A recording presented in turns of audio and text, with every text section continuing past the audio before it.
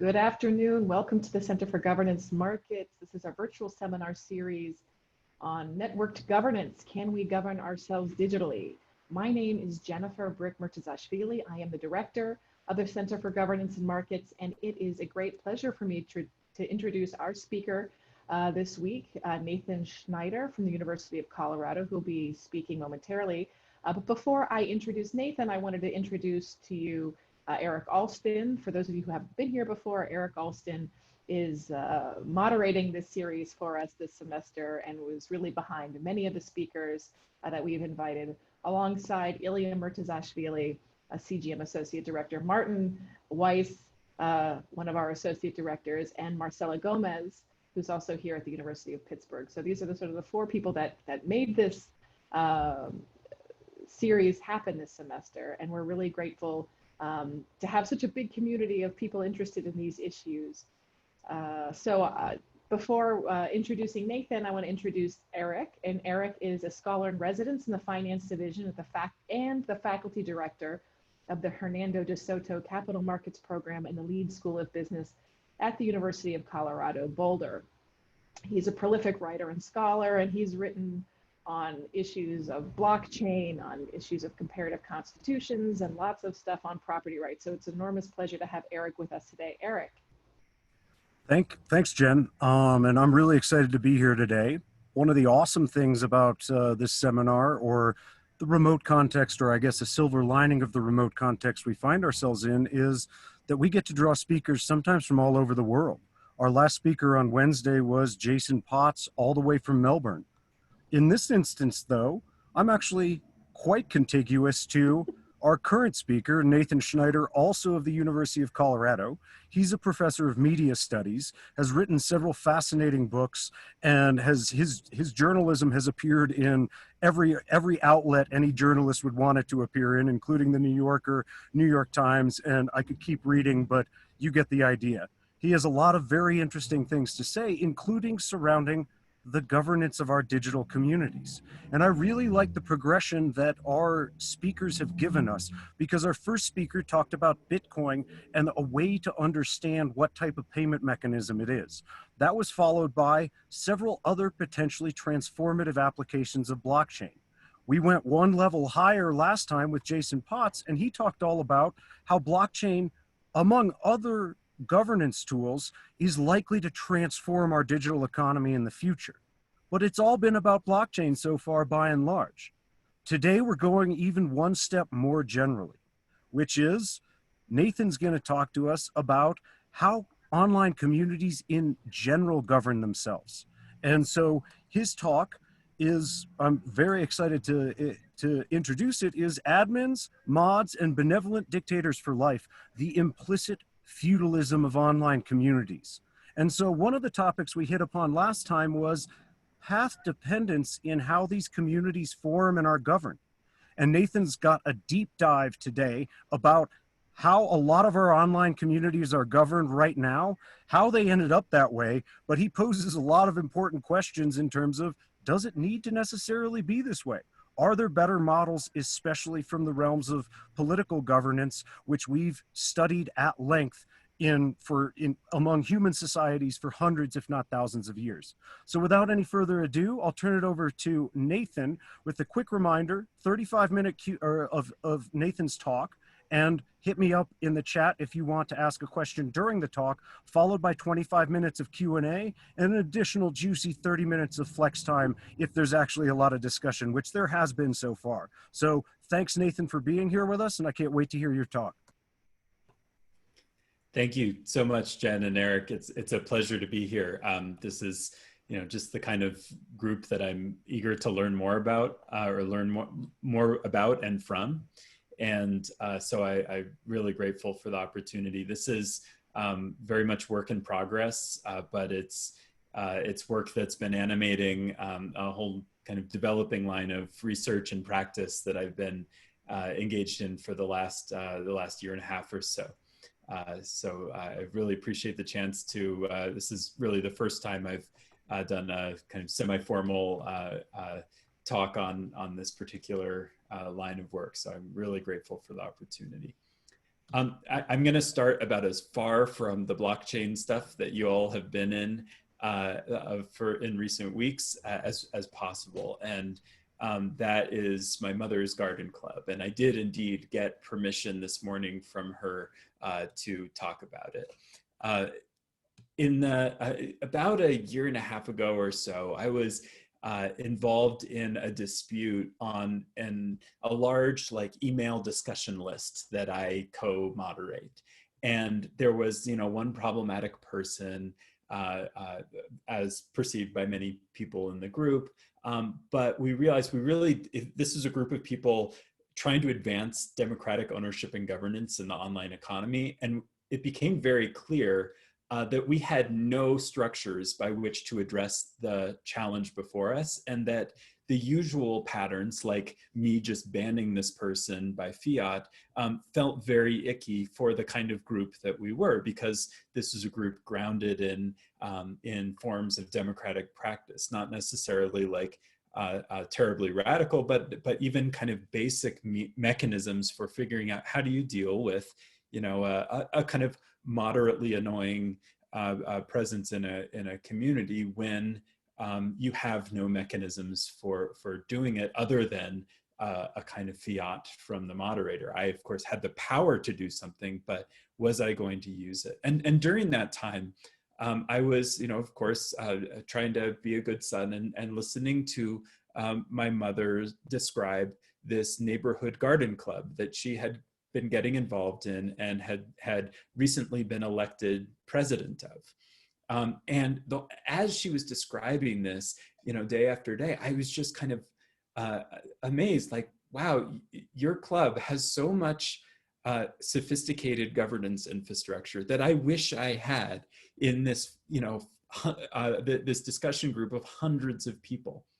And these were very basic things. This is not a kind of hugely innovative idea. This is old-fashioned, like Alexis de Tocqueville civic association kind of activity. The idea that they had term limits on officers. The officers were elected. So unlike me, their officers had a kind of mandate to do something, whereas I had just started the mailing list, so I had absolute power over it. And that they had bylaws defining processes and sanctions. I had no such bylaws. I had no idea what I was and wasn't empowered to do. I even finally found the contributor covenant, which is a code of conduct developed for open source software communities. And I adopted that and kind of, again, by fiat. And it was really helpful. It helped us address the problem. But even then, I realized the questions of governance were not addressed there. The questions of who was I to have the power to enforce this, and on what grounds could I actually make enforcement decisions. Even that code of conduct, which I think is a really important document, was assumed that there was someone with kind of absolute power and the capacity to act by silencing and exiling people. So this very authoritarian arrangement was in my hands, an arrangement that, again, operates by precisely the tools of, if you were to map it onto political systems, the most ruthless authoritarianism. Again, unchecked power with the capacity to censor and exile. This is the kind of thing that advanced democracies and garden clubs seek to have mechanisms to avoid. And yet this is how we expect and assume our online communities will operate. And this is particularly an issue if we're concerned about some of the deep problems that we face in online communities. These are problems that have been there since the very earliest online communities that I'll be discussing. But they are, of course, of particular importance at a time like today, when the stakes of online community governance are so intensely high. The stakes around who is allowed to say what is admissible speech and what isn't, who gets to oversee and regulate our online platforms. And in the midst of these kinds of urgent challenges, it makes me wonder whether there's some catching up to do, whether we need to start looking back to institutions like this garden club in order to see a way forward. So again, I want to just map out what kinds of patterns we tend to see. Now think about these communities. You're probably part of a range of different ones. Think Facebook groups, which is the feature of Facebook that the company has really been elevating over the newsfeed, for instance, in recent years. So really important locus of power in that platform. Think of subreddits on Reddit. Think of mailing lists. Think of a huge range of kind of classical group formations in online communities. These are fairly ubiquitous patterns that you'll see. Founders have near absolute power in perpetuity. There's no expectation that founders would ever have to give up their power. They can delegate power to others, but that delegation capacity is absolute and doesn't require any sort of ratification by other participants. Now, there are some cases where, for instance, with Reddit, with subreddits, if an admin is not, a mod is not active, there is a process for somebody else to take over. Interestingly, that the existence of that process has allowed for a kind of centralization where a small number of very active kind of gamers of that system have accumulated power in some very large subreddits. But by and large, there just is not accountability even for absentee community managers. Authority flows exclusively from the top down. And now when I say authority, I'll get into this a little bit later, but I mean the authority to effectively carry out actions that affect the flow of the community. So of course, in our online communities, people are able to exercise voice, they're able to exercise dissent, and in a de facto sense, many communities may be very accountable, many people in authority may be very accountable to their communities, but ultimately that depends on their willingness to take that kind of dissent to heart and act upon it by their own volition. They hold the keys, they hold the levers that matter, and they have to. They can do with that power what they like. Again, often the exit option that many users have provides some useful accountability there, but there are limits. Again, also censorship and exile as the primary sanctions. So when we compare this, for instance, to the kind of Elinor Ostrom principle of graduated sanctions in a commons, this is these are pretty strict and kind of crass tools that these communities have on hand to offer. Now they might say, we'll exile you for a week or a month each time you do something bad, and you're 3 strikes you're out or something like that. But even then, the mechanism is quite draconian. There isn't a lot of range between these kind of binary options of silencing and exile and nothing. And so people have to get creative to implement something like graduated sanctions. And of course, to also consider, Elinor Ostrom's principles of communities of commoners, there is no explicit capacity for participants in communities to change the rules under which they're governed. And we're starting to see rules getting more and more formalized in communities. For instance, Reddit now has an auto moderator tool that allows programmable automated moderation of censorship and exile. Facebook now allows, I think, up to 10 rules to be put into place. But again, these rules are dictated by those with these kind of with these these kinds of feudal powers, I'll call them. So the pattern that I'm describing, I've come to refer to as implicit feudalism. And I want to be clear that I'm not, this is a very metaphorical application of feudalism. There's, I'm not claiming that this is, fully historically accurate, just that there are some kind of family resemblances to feudalism. And the implicit side is to emphasize that this doesn't mean that people necessarily carry an explicit ideology of feudalism. They don't necessarily believe in it. It's more that this is an outcome of the lack of available tools. So when I talk about implicit feudalism, I'm not describing a political ideology or even a political system. I'm describing a kind of set of, maybe of disaffordances that are framed by the tool set made available to participants in these online communities. And similarly, if I talk about democracy after this, I just want to say a word or two about what I mean by that, because that can mean many things. I'm just really talking about this in a very, very broad sense, as systems that inscribe authority within agreed upon rules, which means that the people in positions of authority are actually subject to those rules, whether they like it or not. So there is something that holds power over those in power. And then also that power is in some way accountable to the governed. And this could happen in many ways.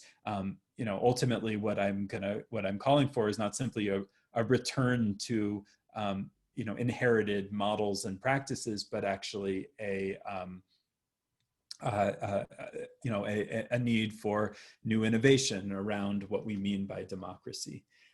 But fundamentally, as is very much on many of our minds right now, something very important about democracy is the ability to replace somebody in power with somebody else. Currently, in a lot of these large commercial platforms, the only means by which that could be achieved is to essentially defer to, the feudal pope, defer to the platform company and demand that the moderator of this forum has been abusive in these horrible ways, and so use your further authoritarian power to remove that sub-authoritarian over our community. So again, what is this? I think that what I'm talking about is most closely aligned in media theory with the concept of the affordance, which is usually taken to mean what is it that a tool enables you to do? What is it that becomes possible when a new form of media or technology arises, and what do people do with it? And some scholars in my field recently have really emphasized the way in which this is a cultural formation, not just technological determinism, that we're talking about an imagined affordance, in the sense that what you feel is possible is not necessarily determined by the tool. It's also in dialogue with culture and a range of other forces that aren't just reducible to the tools at hand. So again, I want to avoid that kind of determinism that says, people are feudalistic because the tools are feudalistic. Actually, people have been quite creative in trying to hack together accountability, despite having these very strangely authoritarian tools on hand. And so I kind of twist some of this language into something that we might call an imagined sufficiency. And an impression that we get in these, the more we use these communities, that we come to accept and tolerate the idea that a world of all-powerful admins and mods and benevolent dictators is tolerable and is actually the correct order of things.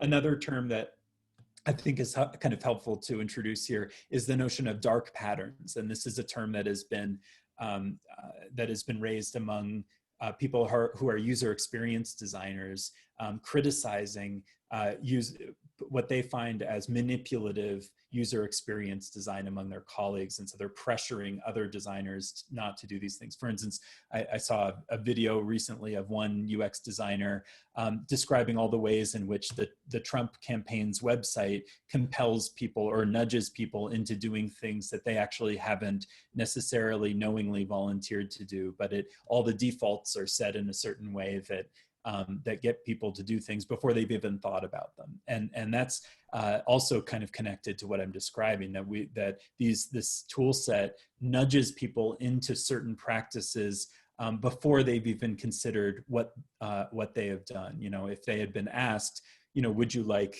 you know, small d democracy, or would you like feudalism, they might, you know, say democracy. But because that choice isn't there, you know, they find themselves behaving feudally. Nathan, so Nathan, sorry?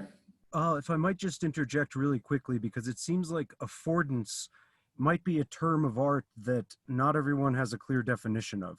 So given that you're coming on, we love the interdisciplinarity of especially the topic in this seminar series, but maybe a brief definition of affordance, kind of what you mean by that? Yeah, again, what we mean here is just what is it that a tool enables people to do? What is it that people, you know, for example, you know, a cell phone with a flashlight means that now people are not only using these flashlights to get around in the dark, but they stop buying regular flashlights. So the affordance, you know, that's a very simple version. Again, the imagined affordance.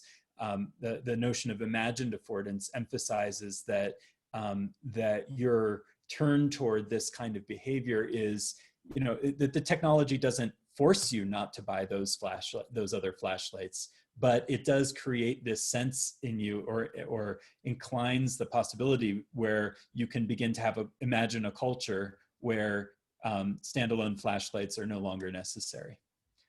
So it's it's a very interdisciplinary term. I believe it came out of psychology initially, but it's been, you know, it's a very you know, interesting and you know, much kind of debated term in media theory as well. Does that help? Okay. Absolutely. Now, thank you.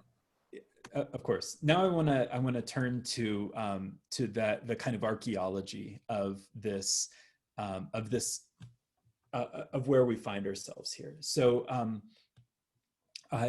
this pattern has a history, and you know, when I use that term archaeology, there's this kind of domain of media archaeology in which we recognize the ways in which we are kind of inheritors of a past, of a media past. Path dependency, as Eric said earlier, is one phenomenon that emanates from it. But that actually, in digging up the kind of remnants of the past among us, we understand better why we might behave where we as we do. Just as, you know, digging up, you know, the ancient history under an old city helps you understand why that city is there now. So, you know, you go back to some of the earliest networked communities, even before the internet as such.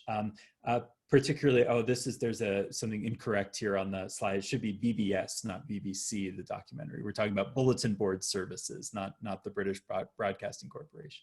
And these are services, were discussion groups that were run on people's servers, generally in their home. And in this documentary, you hear these they were often called sysops, running a community out of a computer in their house, in their bedroom, in their living room.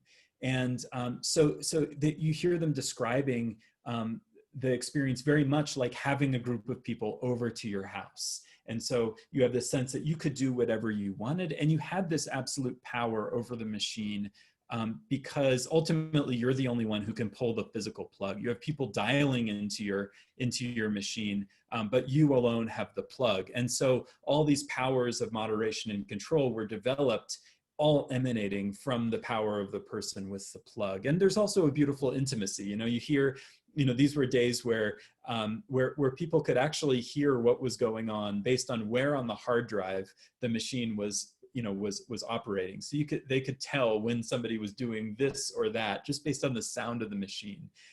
So there's a kind of absolutism about that power. But of course, also these were often very beloved communities, and this became a kind of model for future communities developed in online spaces. And all of it, of course, also emanates from the permissions logic of such as the Unix operating system, where permissions emanate from a kind of root user, and the root user then assigns any permissions that any other further user has. So there's also this kind of reflection of the logic of the machine. And we see this pattern repeating itself. Some early communities, like Lambda was a famous one, which was a kind of text-based, kind of imaginary, kind of LARPing type environment. And there were some conflicts. There was actually a famous conflict about a sexual assault in Lambda. And the community experimented with kind of conventional democracy, democratic practices. But ultimately, the lab that was running this tool reined it all in and said, look, ultimately, we're the ones legally liable because we own the servers and meat space. And so we want kind of absolute control. So they kind of defaulted to the physical, again, the physicality of the machine as the grounding for a return to absolute power as a means of self-defense. So they rolled back this effort to implement kind of democratic practices in the community. Usenet was another example. This was a kind of further iteration of what we saw with BBSs, where you started to network together bulletin boards. And so they had to have some kind of shared governance. And they ended up opting for a kind of strong, for a kind of federalism, where admins had control over their domains. And there was a kind of self-perpetuating board at the center of it. A kind of paternalism ended up reigning there and dealing with this problem of semi-decentralization across the network. There were efforts to create, again, democratic forms here. For instance, I've met a kind of old timer by tech standards in Longmont, where Eric is, who was telling me about how he was actually voted out of the presidency of the bulletin board network that he co-founded. So there were efforts to create these kind of constitutional orders. But again, because of the logic of the machine, these more absolutist models tended to prevail. And again, just tended to repeat themselves. Email lists, again, would have this same pattern. You could have a kind of highly democratic community in this sort of thing, but generally the power emanated from whoever ran the server where the thing is running. And to this day, if you form an email list on virtually any system, whoever forms it begins with the absolutist power that the system then delegates to them. Now, another field of activity that's really important to explore here is not just the range of the area of people talking to each other on boards, but actually how is it that people began engaging in peer production in online communities? Because here again, you could see the stakes get a little higher, and you might expect a greater expectation of democratic governance if it's not just a place to chat, but actually becomes the repository of your labor. If you're a software developer and you're contributing many lines of code to an open source project like Linux, the Linux operating system, wouldn't you want to have some control over how that project develops? And it turns out that among a lot of the leading open source projects, this was not the case.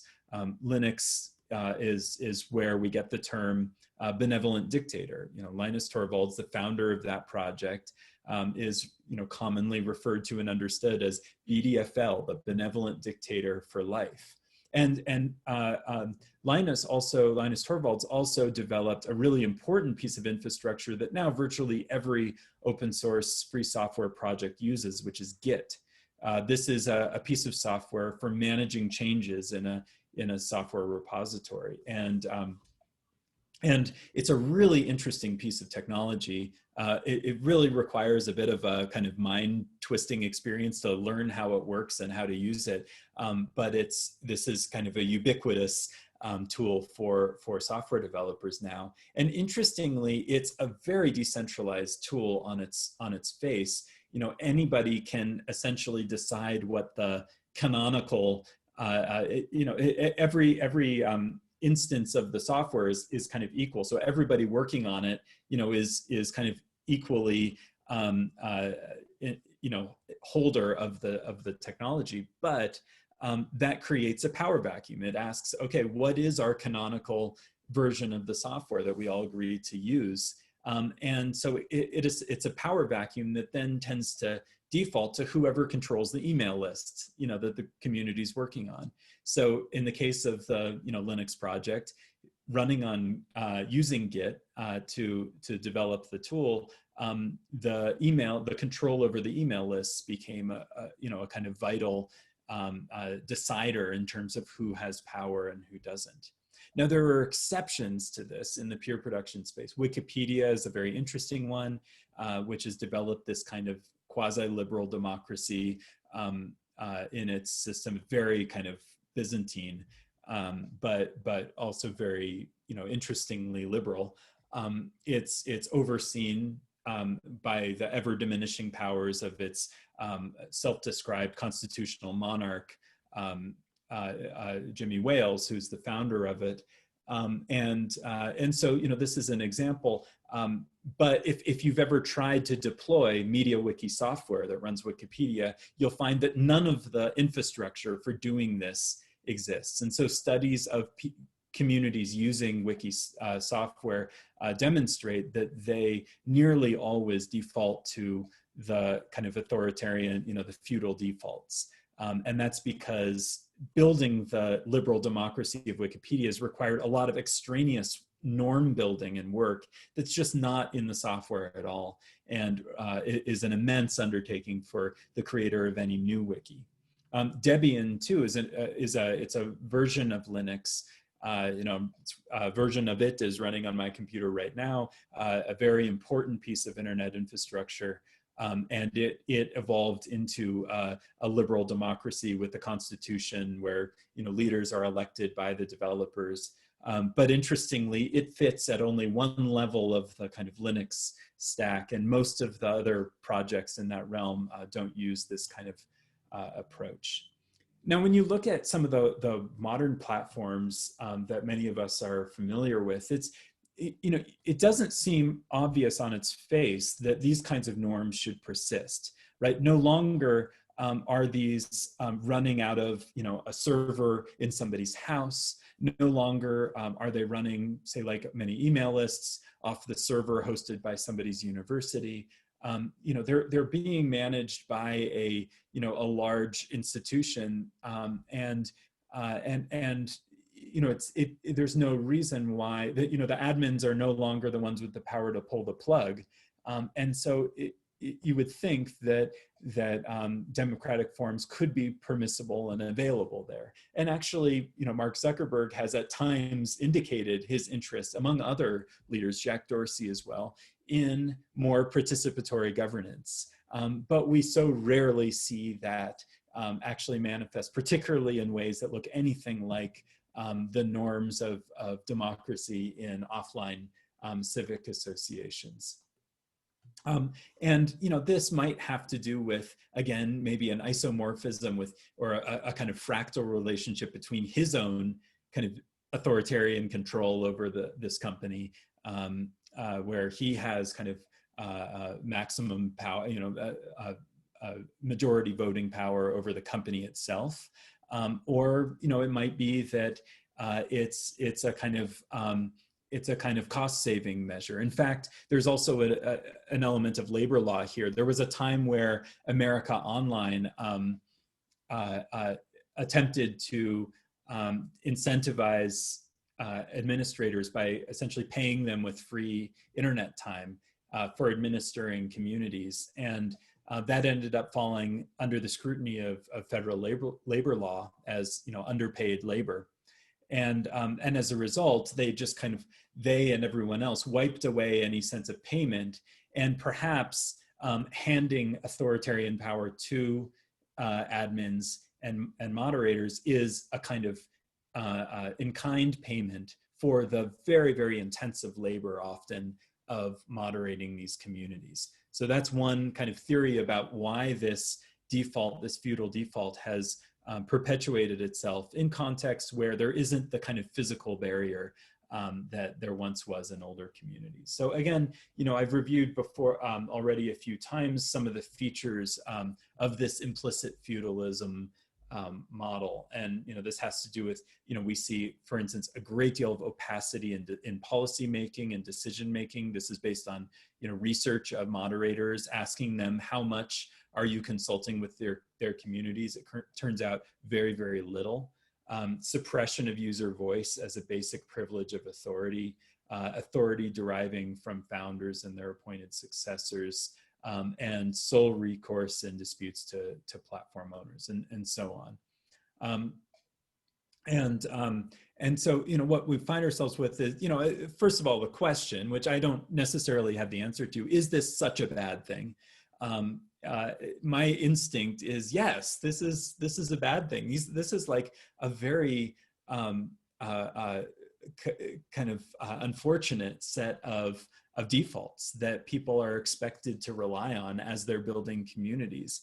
Couldn't we do better? Couldn't we do more? But there's also the corollary question of how has this been tolerable so far? How are we okay with this kind of arrangement that we would probably never tolerate in government contexts and civic associations offline, where maybe there are higher costs to attending meetings and things like that. And finally, the harder question of how does this affect our offline and beyond civic lives? Is our political imagination being hindered by the fact that we are spending so much of our lives in communities that rely on these kind of feudal defaults? Are we forgetting how to practice democracy? Again, if we look back to the correlation that de Tocqueville makes between the vibrancy of civic association and participation in democratic life, there may be, there seems to be reason to be concerned that democratic practice is not available in the spaces that are increasingly the spaces of our civic experience. Now, I want to point to a few vectors of what kinds of broader diversity we might see if we were to have at our fingertips more institutional forms. Again, with the assumption that I'm not saying this feudalism is a bad thing, but it just seems like a kind of strange limit. One is a kind of stack relationship. So, for instance, Linux, the operating system, has at its core the benevolent dictatorship of Linus Torvalds running the kernel. The most popular next stage is the Debian ecosystem, which is this incredible constitutional democracy, which is also very slow and conservative, but thereby is a very helpful basis upon which other systems are built, and more nimble systems. So you can imagine that maybe constitutional democracy isn't what you'd want to see at every layer of the stack, but there might be certain layers of the stack where it's particularly valuable to have, and other layers may be doing consumer products where democracy might be less helpful because you're less nimble, and that sort of thing. So, again, I'm not kind of replying with an absolutist, democratic vision, but, I think it's important to see how these things could fit together really usefully. And Debian is, an incredibly powerful community and tool that enables lots of consumer services to be built on top of it, including some quite valuable ones. Nathan, Second, yeah. I just wanted to jump in and say you're roughly at 35. This is fascinating. And given that we do have flex time, I definitely want you to finish. But I also am sure there are some questions. So I just wanted to make sure you're aware of the timeline. Absolutely. Yeah. Thank you. I did notice that, and I've got just a couple more minutes to go, and if that's all right. Thank you. Another dimension of diversity here is temporal. So you look at cases like Python, which recently, for many years had a benevolent dictator and then transitioned. The benevolent dictator just got fed up and left, and the community explored every possible option that they could consider. Really interesting debate, case study, by the way.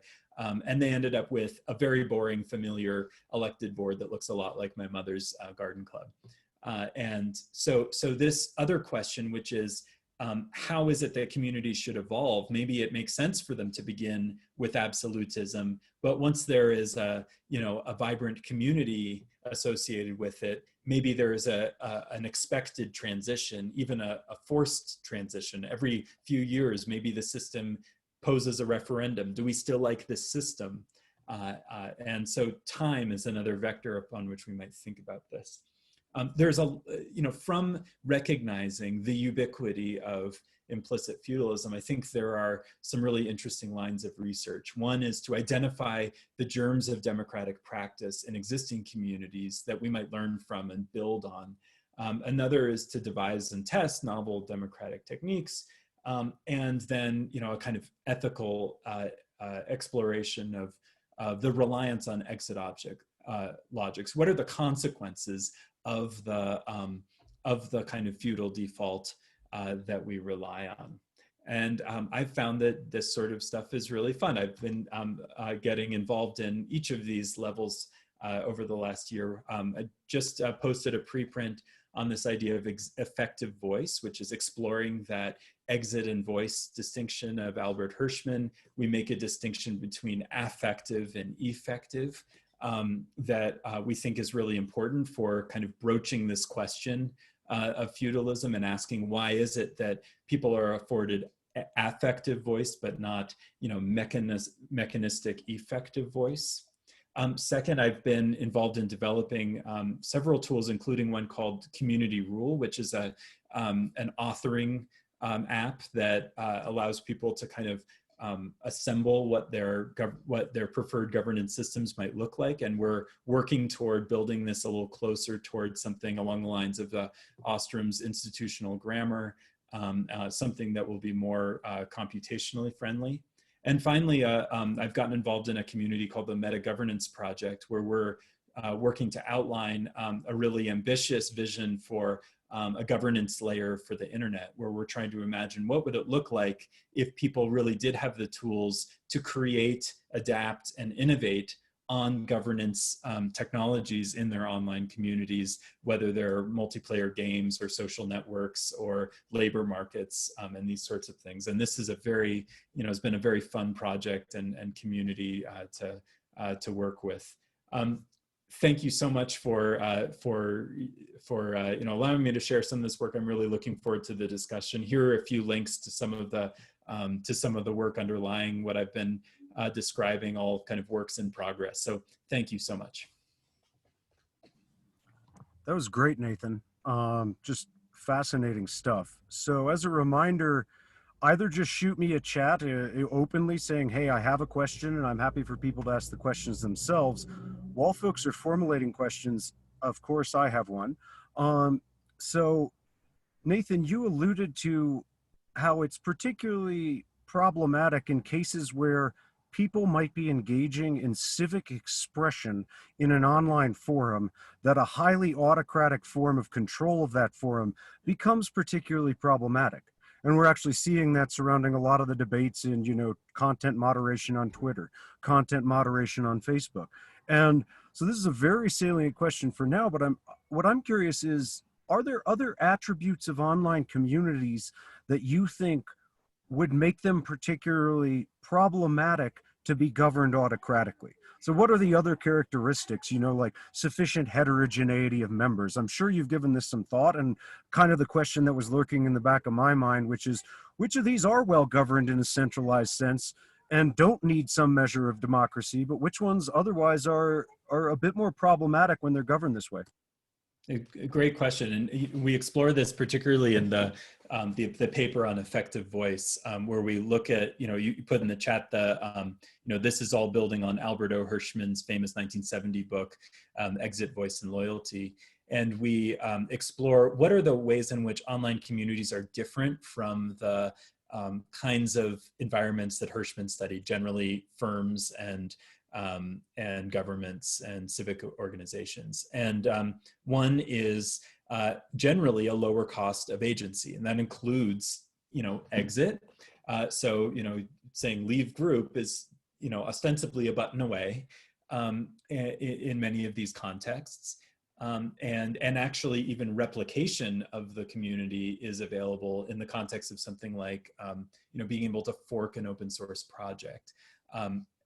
Or the agency of voice. It's much easier to say something in a community, get a viral response going, and to feel like you're having a real impact, and have your administrator feel like you're really having an impact. So there are these, and so that suggests that if exit is more available and there is greater choice on hand, that maybe we don't need democratic governance. We can just rely on the exit logic. Now, I think in practice, this is much, I think we all know that lock-in of many sorts is a persistent feature of our lives. And I mentioned the context of forking an open source project. It turns out that almost never happens. It's a technical affordance. You can always just press that fork button, download the whole code, and start your own version of it. But in general, the network effects of the community are such that that almost is only successful when the founder actually is the one doing it. And similarly, if, for instance, the online social media community you're part of is, like the, garden club of your community, and, you're replacing that with something that's similarly valuable might be extremely difficult. So there's kind of a misleading ease of access to that exit button. And meanwhile, the capacity to enact draconian actions from the perspective of the moderator is far beyond what you could do in many of these offline contexts. The ability to censor, to effectively silence somebody that platforms and moderators have is just not something that offline civic associations could do. So they had to have more inclusive governance in order to nip those acts of dissent in the bud. Whereas it's online, you just silence people and no one will see them. So there are some features here that probably offer good reasons why this feudal regime has prevailed, but because of how they work in practice with lock-in and network effects and dependency relationships, I think that we're coming to a point where we need to recognize that that these options, like these exit options, are not what they appear. Well, and that actually brings to mind for me kind of what's considered to be a quintessential implication of Hirschman's analysis with exit, which is the higher the exit costs, the more someone has a stake in voicing their opinion through either the voting booth or through protest or through criticism of the regime. Because if you can't get out and voice is your only option, and I noted in the chat, loyalty is a third option, but I think in these autocratic online regimes, that's not very clear unless you go work for Facebook and work your way up the content moderation team, how you have the ability to work for the regime. And so I would even go one step further, which is to say these network effects are actually a form of, and I think this is the point you were making, of raising exit costs. That's right. But the pressures that you're describing in a governance sense may actually be mechanically related to this growing network effect. And so if I can jump from Facebook at no cost and have as good of a social media available to me elsewhere, then boom, not a problem, but there's a huge problem because none of my friends are on most of these other alternatives, many of which I've tried. And so then suddenly your governance incentives are very different in a world when you can't effectively exit because of the strength of network effects. That's right. That's exactly the issue is, and you hear this all the time in the the antitrust proceedings, where Mark Zuckerberg feels he's in a very competitive environment, but most of the rest of us don't in our relationship to something like Facebook. And the same goes for the communities. I mean, in one sense, there is an ease of exit in that companies, Facebook doesn't care whether you stay or leave, your garden club group, because even you leaving is good data for Facebook. But if there is truly a network effect that is keeping you in that community, the ease of exit really is deceptive, and that's where I would argue, there may need to be a transition from a kind of autocratic origin point to a kind of incorporation of some more democratic norms in recognition of the fact that people really don't have a choice to go elsewhere. That's fascinating. Does anyone want to jump in the Q&A? Nathan's talk gave me another question that I'm obviously happy to ask, but if anyone has any other questions, I'm glad to. I would like to have a democrat, despite my autocratic position in my ability to even remove people from this particular group we're in. I would love to hear from other folks as well.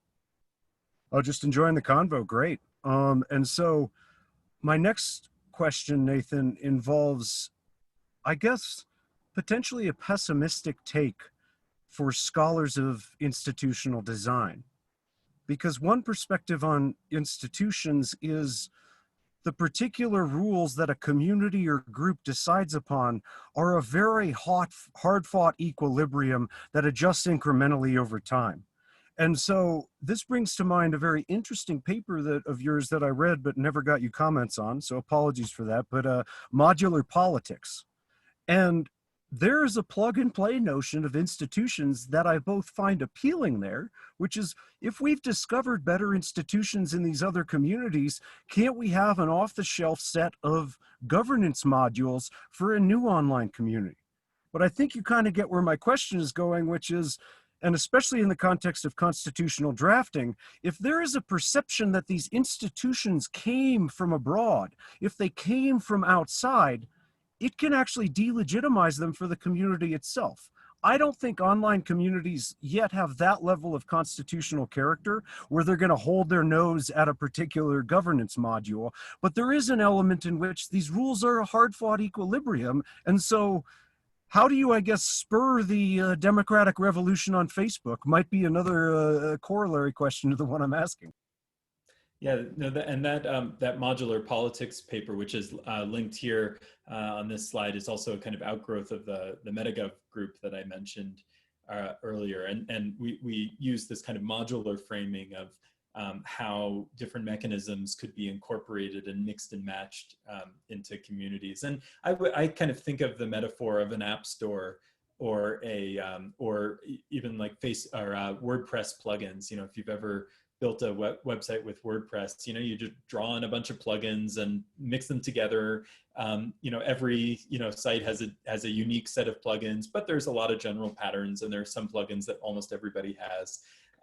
And I kind of think of it that way, like that to have this kind of tool set on hand would be about as boring as WordPress plugins, but it would allow you to do some stuff that right now is extremely difficult to achieve.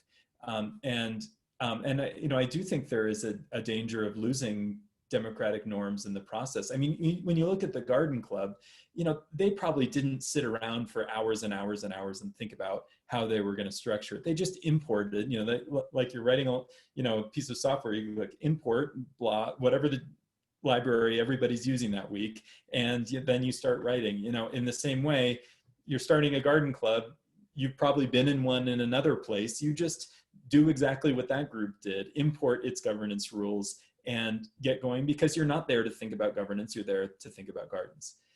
And so to me, the real danger is that when something like Wikipedia is formed or Debian, a infrastructure is created that is not transferable to the next community. And I think we need to enable that work that one group did to be transferable, so that the next, the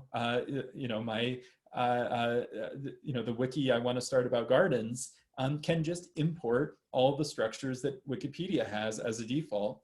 We don't have to think about it anymore, but we just start doing our work using those structures. So I think with that ease of access, we don't have to reinvent wheels. We don't have to expect that people are going to, all be governance nerds like some of us are. The goal here is to make governance something, good governance, something that's available as a background logic that can just be imported into a new community, as was probably the case with the Garden Club at hand. No, I like that. And I'm obviously very sympathetic because I passionately study institutions, and unless I was doing so with no intent of bettering the future human condition, I like to think that we can learn from other institutional specifications and apply them in the future for, better at lower cost. And so I couldn't agree more. You mentioned an interesting earlier case that involved, I believe it was a sexual assault among a particular community. And that raised what I consider to be a really challenging specter, which is that of legal liability. And so I see a lot of Facebook's content moderation pressures as not coming from within Mark Zuckerberg's head, but coming from the fact that he's been forced to testify in front of Congress, and the specter of regulatory intrusion is quite large.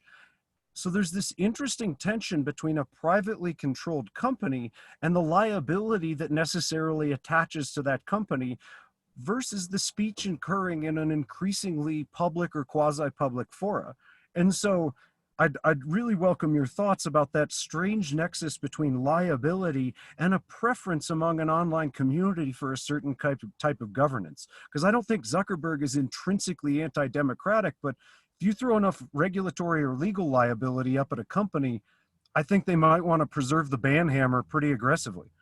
That's a great point, and that's certainly something that's at play here that should have mentioned earlier in explaining the what's driving the current dominant platforms to preserving this model, is that the line of accountability is a little clearer, and so a project that I'm working on now, I've been diving into the peer production side, and actually using a framework from feminist economics to explain some of the conflicts that are going on in those communities around governance, ethics, and economics. And out of that work, I'm working on developing a proposal around policy that is, this is very much kind of in the works, so I haven't thought through every objection yet. But the idea is right now, Section 230 of the Communications Decency Act is kind of up for grabs. This is the main kind of locus point of liability for online communities, which is something that essentially protects platform companies from liability for things that their users post if they're not explicitly moderating them, or if their moderation is of a certain sort. And what I'm exploring now is whether that that could be rethought to incorporate community governance. So essentially to create a safe zone for companies, a safe harbor for companies that are hosting these platforms, if they are enabling truly accountable governance among their communities, that they are able to be protected from the liability. And there are questions about where that would then pass, but I think that this question of community governance could be the basis of a kind of next phase regulatory regime. No, very cool. We actually have an interesting question in the chat. William, do you want to ask your own question? I'm happy to read it for you, but dive right in if you'd like.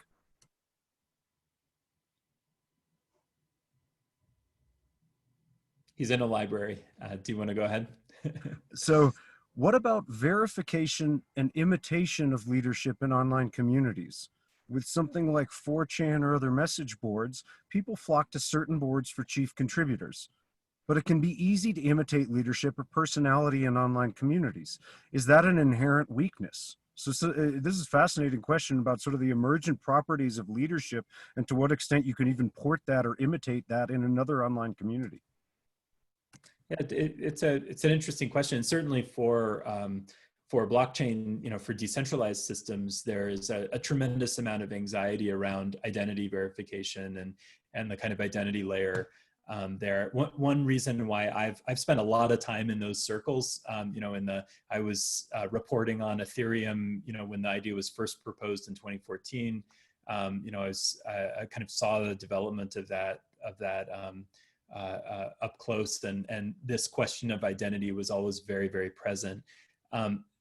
One reason why in my kind of current experimentation I'm not relying on blockchain is I think that the identity problem can be kind of meaningfully solved in other kinds of contexts, and this too might be a reason why people are concerned, why autocracy, why the kind of feudalism reigns, because of the Sybil problem. If you create 50 accounts run by one person, you can, you could outvote somebody and that sort of thing. But I think there are ways in many of these communities using kind of very basic reputation metrics and verification metrics where those kinds of concerns could be mitigated, where there could be a kind of reputation weighted voting or these sorts of things, of course, and this is actually to me a question, an opportunity for creativity more than it is a real problem. It invites us to ask, okay, how do we apply democratic practice to our various communities? What's the appropriate way to weight votes and to prevent these kind of civil problems and related issues? And in the process, I think we'll find our way toward forms of democracy that we might want to bring to offline spaces as well, and to other contexts. And so to me, the question, questions like this, make me say, bring it on. Let's dive deeply into those, rather than let's allow those to make us cower from trying to engage in any participatory governance. But I think you're absolutely right that there's a kind of laziness about questions like this that do kind of make it easier to stick with the feudal defaults. Very interesting. This brought to mind a concern, but also structural characteristic of certain communities. I'm thinking of Ethereum, and I'm thinking of concentrations of economic power. Sometimes in governance, those are considered to be very problematic in the sense that they can result in outsized representation of those concentrations of economic power's interests in the governance system. But I was just teaching about proof of stake to my students in a blockchain and cryptos class. And initially I frame it as, here's the intended, structure, which is you buy in to become a validator node. You show through your willingness to incur cost, the level of stake you have in the community. That sounds like not a terrible governance principle for people who are especially empowered to oversee the Ethereum network. But then I pivot and inevitably, as I do, play devil's advocate. And I tell my students, how is that a different governance principle than saying only white male landowners can vote? They were specially empowered. Arguably, they had a larger economic stake in the community, and there was a very similar underlying rationale. And so when might conditioning on economic power be a good thing in online communities, but when might be other cases that you actually want to think carefully with your governance institutions about how to constrain the exercise of that economic power in your community? Yeah, well, it's interesting to look at how some of the existing online liberal democracies handle this question. For instance, Wikipedia bases its kind of reputation on a pretty measurable metric of contributions, right? And similarly with open source software, you can see pretty easily, and you can study, you can examine and analyze somebody's contribution record. And so that's one metric that's available. There are also, in the context of the Debian community, it's a little different. It's a smaller community, and about 1,000 contributors last I looked it up, and they actually, they have this kind of onboarding process. So they are able to have a more one person, one vote structure because there's a high bar to entry, right? So you could imagine blends of those. You could have the bar to entry where you have, one, a mechanism that's one person, kind of have a bicameral mechanism, as we do in the US government, where there's a, one state, one vote, and then then there's the House of Representatives. So you could blend these different forces, so you have some countervailing powers. So, again, all these things to me are invitations to creativity. There certainly would be cases where economic stake would be really valuable. But at the same time, in a case like Ethereum, I think there's a real argument to be made that sometimes the interests of those who are not the whales, with a lot of capital in the system,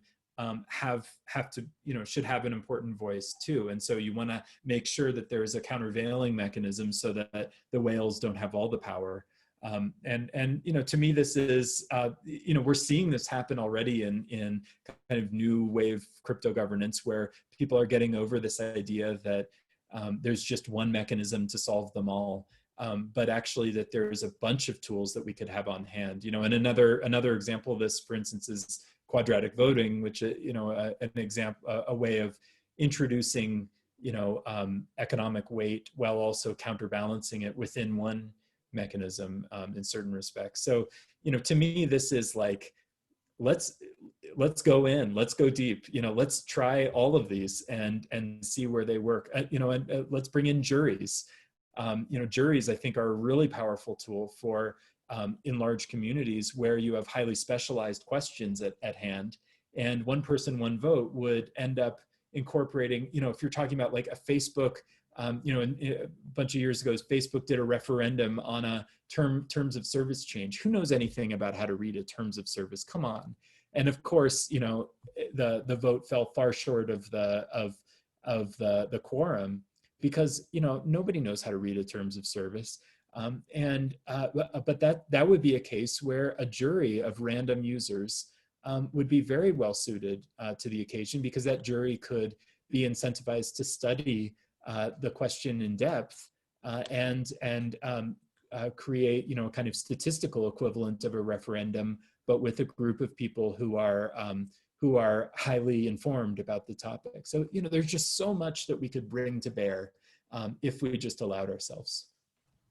That's great. And that actually kind of verges into a little pet area I've been meaning to explore in this context. Your notion of the jury, to me, actually contains elements similar to the institution of merit selection of judges. And we're actually now in a very, I would say, salient time for the benefits and costs of the executive appointment model of judges. Some people then say, well, they should be elected like everyone else.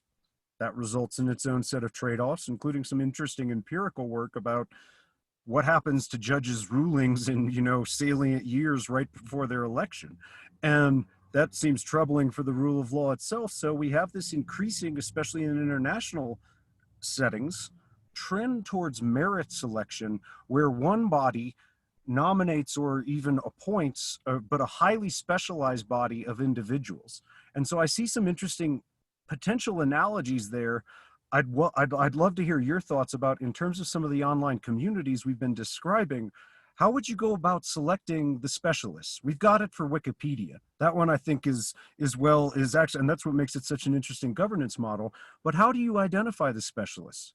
Well, I mean, Wikipedia is a great example actually of a problem there that we need, to really take seriously, which is which is that if you look at the demographics of the participants, they do not reflect the demographics of the users. You know, the time is very unequally distributed in our society, and you end up with a very highly male skewed authorship community, and as a result, for instance, accomplished women in various fields are not, you know, do not have Wikipedia pages, while much less accomplished men in those fields do, just by the bias of the authors. And so, you know, we do need to be very cautious about any supposed meritocracy, and be very careful about recognizing who that meritocracy excludes. And I think of like always this banner at a feminist hackerspace I visited a number of years ago in San Francisco that said meritocracy is a lie. Right, you know, and what they mean is not necessarily that meritocracy itself is a lie. It's that the claim in tech culture that this is all a meritocracy is a lie, because it's just shot through with systemic bias. You know, on the question of judges, you know, I think this is another reason, or this is a reason to change a bit how we think about bureaucracy. You know, in tech discourse, bureaucracy is generally a bad word, certainly in crypto discourse. But if you look at, you know, particularly if the alternative is stake weight voting, where you have a highly a group of people who are highly motivated by short-term economic gain, you know, this is a very good reason to recognize what's true and beautiful about bureaucracy, which is an insulated group of experts who are accountable to their fields of expertise. You know, and certainly there are these debates. Aren't, you know, you ask in the chat, aren't protocol update drafters just technocrats? You know, that accusation might be there, but the problem when I talked to, you know, last time I spoke about this stuff with Vitalik Buterin of Ethereum, his big complaint was nobody is willing to pay for, you know, core protocol improvements. And that's the thing that's driving him nuts and that he's trying to address. And because the community was built around avoiding bureaucracy and having a kind of direct democracy of value, you know, there's this hole of expertise and committed, non-financially incentivized activity. So over and over, I see in these communities that are reinventing the wheel, like just how much we're in kindergarten as far as governance goes. I've been really motivated lately by this book, the Rise and Decline of Democracy by David Sasavage, and he and I just wrote an article together, bringing his book into conversation with online communities. And I really appreciate how much actually a lot of where online communities are is like, you know, very early stage participatory institutions as far as human history goes. How they're just incredibly unsophisticated compared to our governmental institutions. And what I see over and over is these new online communities, especially in the blockchain space, just kind of slowly backing their way into old habits, you know, building judiciaries, building bicameral legislatures, you know, these sorts of things, where they're rediscovering, you know, reinventing wheels just over and over and over. And, you know, I'm very interested in how can we accelerate that process, so that we can, you know, get back to the wheel, you know, fairly quickly, and then start, you know, working on the flying car, you know. And I like to think that I would be a perfectly benevolent dictator. Of course. And I believe that, yeah, of course. And I also believe that I would believe that I was one if I were put in the position. To me, that's the deep concern about autocratic concentrations of power. And everybody in your community who wanted something from you would tell you that you are. Exactly. And it might be even very self-reinforcing. And so I guess my concern is you've mentioned a few cases where it seems like the autocrat was deposed. And so I'm wondering if any of those are particularly interesting, if you'd be willing to share what that, you know, involuntary succession of power looked like. I know there was like in cases of voluntary succession, I'm like, good on you, you're disproving Lord Acton, you know, but like in the cases of involuntary succession, how did that proceed? Well, with, for instance, Wikipedia, where Jimmy Wales's power has been continually eroded, it was kind of small cuts. You know, it's like over and over. You know, people would feel he made a bad decision. Lots of affective pushback, and it would kind of get rolled back gradually, one step at a time. And you know, and I think it's also, you know, a signal of his benevolence that he tolerated that. You know, he does, I think, genuinely want the community to be autonomous of him, and that's essentially what he's allowed to happen. In the case of Python, it was a voluntary case, and it was something actually that I see a lot in my work with startups, including successful startups, where I just see a lot of trapped leaders. And this is how I feel with, the online community I started with. You know, I feel trapped in that role. Like, I don't know who to give the dictatorial power to, because nobody else quite has the experience I have with the community. And so, of course, I think, who could possibly be better? I'm sure that's not true. But it's a, there are many people who feel they would love to have a better option to hand their company over to, their community over to be able to share power. And one thing that we see also in, when you look at some of the recent research on open source communities, where there's a lot of discussion about maintenance and sustainability, what we find is that you have a bunch of overworked maintainers who are completely, at their wits' end about their role, and they're stuck. They don't feel like they have the tools to onboard people into the structure. And I think that is also a result of the fact that the tools are so crass, so shoddy for creating a ladder of engagement that brings people into a sense of participation and accountability. It's so binary. It's so, again, autocratic, and in an autocratic system, there's a reason why, only the sons and daughters, and mostly sons of the autocrats, are, perceived as capable of taking on that role, because it's such a weird role. You could only learn it from somebody else who's done it. And if we had more diverse roles of participation, I think some of these problems that these dictators actually experience, they feel, they mourn, they regret. Like in the passage I shared with Zuckerberg, in that essay, Building Global Community 2017, he's begging, can I please not have this power? It's like, Jesus in the Garden of Gethsemane, please take this burden away from me. I do not want to have this responsibility, and yet I must hold it.